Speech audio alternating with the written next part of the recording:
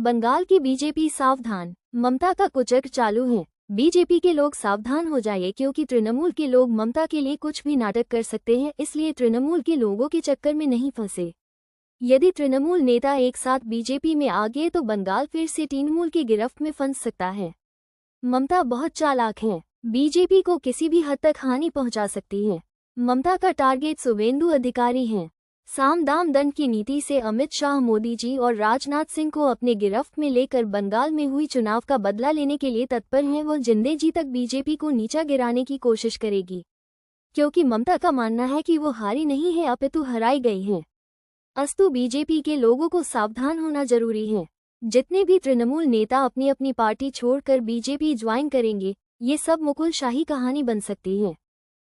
उप मुख्यमंत्री श्री दिलीप घोष एवं राज्यसभा सांसद मंत्री और बंगाल प्रदेश के अध्यक्ष श्री समिक भट्टाचार्य भी बीजेपी में तृणमूल के लोगों को किसी भी कीमत में बीजेपी में नहीं आने के लिए कटिबद्ध हैं, अन्यथा पार्टी छोड़ देने के लिए अपने कार्यकर्ताओं से बोल रहे थे।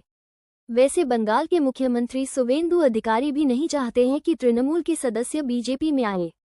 श्री समिक भट्टाचार्य जी का स्पष्ट कहना है कि बीजेपी कोई धर्मशाला नहीं है कि जो कोई आवे और घुस जाए। भट्टाचार्य जी का कहना है कि बीजेपी एक सिद्धांतवादी पार्टी है, कड़ी मुस्कत से पार्टी खड़ी हुई है। उन्होंने पूर्व मंत्री स्व तपन सिकदर जी के कार्यकाल में बीजेपी दफ्तर में बिना बड़ी ही कूलर के लोग केवल चाय बिस्कुट पर सारा दिन बीजेपी संगठन में लगे रहते थे। उसी तरह दिलीप घोष भी यही बात दोहराते हुए कह रहे हैं कि बीजेपी में किसी भी तरह से TRIN को घुसने नहीं देना है। भट्टाचार्य जी बंगाल में तृणमूल के द्वारा हुए तरह तरह के जघन्य कांडों को याद करते हुए आंखों में आंसू पोंछते हुए बोल रहे थे। ममता सरकार के लोगों द्वारा 200 से 300 से ऊपर कितने घर जलाए गए, महिलाओं पुरुषों को प्रताड़ित किया गया, हमारे कार्यकर्ताओं को मारा गया, हम कुछ नहीं कर सके, ऐसा कहते हुए गला रुंध गया, बार बार अपने आंसुओं को पोंछते हुए बिलख रहे थे। भट्टाचार्य और दिलीप घोष का एक मत है कि किसी भी कीमत में ममता का चालाकी भारी योजना को हम लागू नहीं होने देंगे।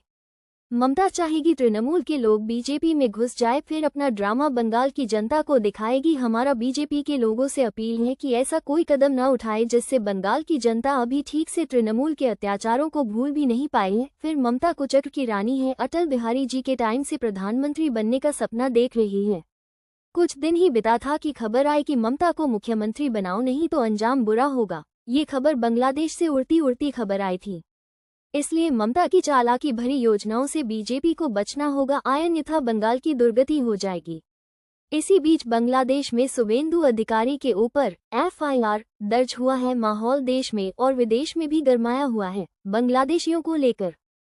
बंगाल बीजेपी की जीत को लेकर पूरा देश खुश है, लेकिन इंडिया गठबंधन के लोगों में मातम छाया हुआ है। बांग्लादेश के साथ साथ भारत में ममता के तृणमूल दल बौखलाई हुई है। बंगाल में बीजेपी की लहर से ममता और बांग्लादेश की सरकार किसी प्रकार से बीजेपी और शुवेंदु अधिकारी को देखना नहीं चाह रही है। आपको बता दें कि ज्योतिषाचार्य ज्योतिर्माली जी ने ममता बनर्जी के बारे में ग्रहों से कई बार भविष्यवाणी कई बार कर चुके हैं। इस बार ममता के हारने के संकेत भी अपने वीडियो में दिए थे। ज्योतिषाचार्य ज्योतिर्माली जी ने इससे पूर्व भी वर्ष 2016 और 2021 के विधानसभा चुनावों में ममता बनर्जी की विजय की भविष्यवाणी की थी।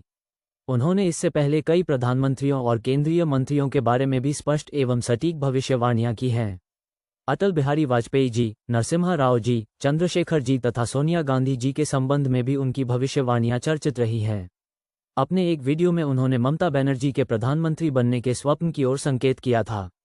इसी स्वप्न को साकार करने के लिए वे विभिन्न राजनीतिक समीकरणों का सहारा लेती रही हैं। वर्तमान परिस्थितियों को लेकर भी कई लोग यह मानते हैं कि ममता बनर्जी बाहरी प्रभावों के अनुसार कार्य कर रही हैं।